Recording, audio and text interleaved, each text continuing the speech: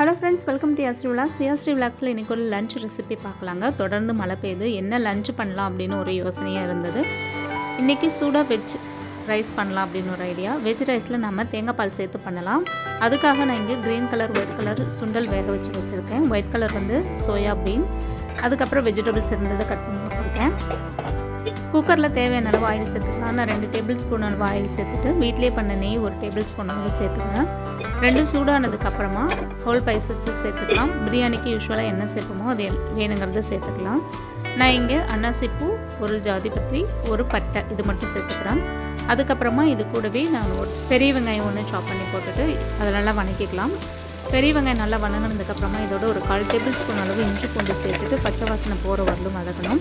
நான் இங்கே காரத்துக்காக பச்சை மிளகாய் யூஸ் பண்ணியிருக்கேன். அது கூடவே மட்டன் மசாலா ஒரு 1/4 டேபிள் ஸ்பூன் சேர்த்துருக்கேன் ஃப்ளேவருக்காக. இது ஆப்ஷனல் தான். தக்காளி எதுவும் நான் இங்கே சேர்க்கல. இல்லை அப்படின்னா கலர் மாறிடும். தக்காளி சேர்த்தோம் அப்படின்னா தக்காளி சாதம் மாதிரி யூஸ்வலாக ஆகிடும். அதனால நான் இங்கே தக்காளி சேர்க்கல.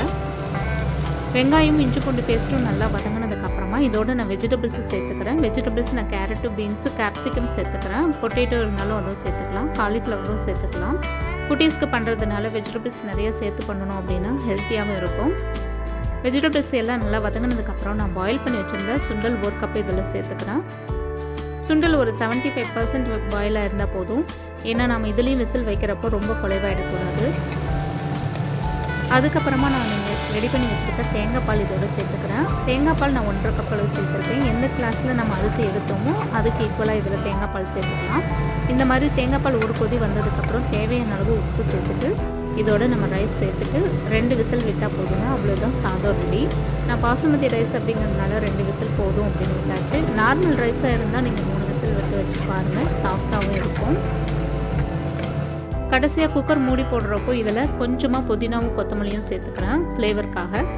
அவ்வளோதாங்க, ஈஸியான சாதம் ரெடி ஆகிடுச்சு.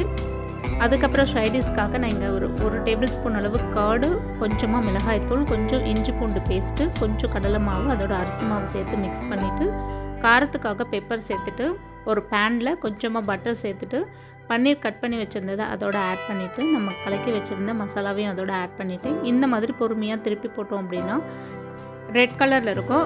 பன்னீர் ரொம்ப பாயில் பண்ண விடக்கூடாது. அப்படி ரொம்ப அதிகமாக பாயில் ஆகிடுச்சு அப்படின்னா ரப்பரி ஆகிடும்.